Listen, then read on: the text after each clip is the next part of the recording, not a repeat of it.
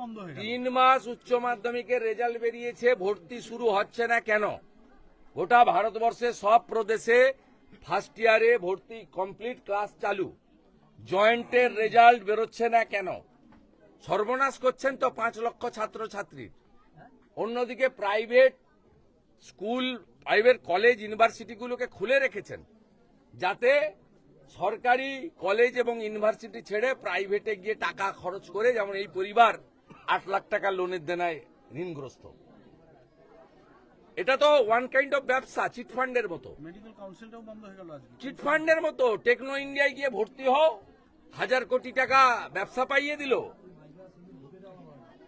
কারণ গার্ডিয়ান যাদের একটু সচ্ছলতা আছে, অর্থনৈতিক সচ্ছলতা আছে, যারা নিজের পুত্র কন্যাকে নিয়ে ভবিষ্যৎ দেখেন, তারা তো 3 মাস ওয়েট করবেন না, তারা তো ভর্তি করে দিচ্ছেন, তারা তো মাল কামিয়ে নিচ্ছে। আর ইনি যখন ভর্তি চালু করবেন সব তখন শেষ। আর মূল কারণটা হচ্ছে প্রাইভেট ইউনিভার্সিটি কলেজগুলোকে ব্যবসা পাইয়ে দেওয়া। দ্বিতীয় কারণ হচ্ছে 76টা মুসলিম জনগোষ্ঠী যারা ওবিসিতে নেই, আসতে পারে না। 17টা পিছিয়ে পড়া মুসলিম জনগোষ্ঠী ওবিসিতে আছে, তাদের নিয়ে আমাদের কোনো আপত্তি নেই। কিন্তু ইনি নতুন করে যে 76টা মুসলিম জনগোষ্ঠী ওবিসি পেতে পারে না আইন অনুযায়ী, তাদেরকে পাইয়ে দেওয়ার জন্য আজকে 5 লক্ষ ছাত্রছাত্রী উচ্চ মাধ্যমিক উত্তীর্ণ, তাদের ভবিষ্যৎ মুখ্যমন্ত্রী ধ্বংস করছে। দাদা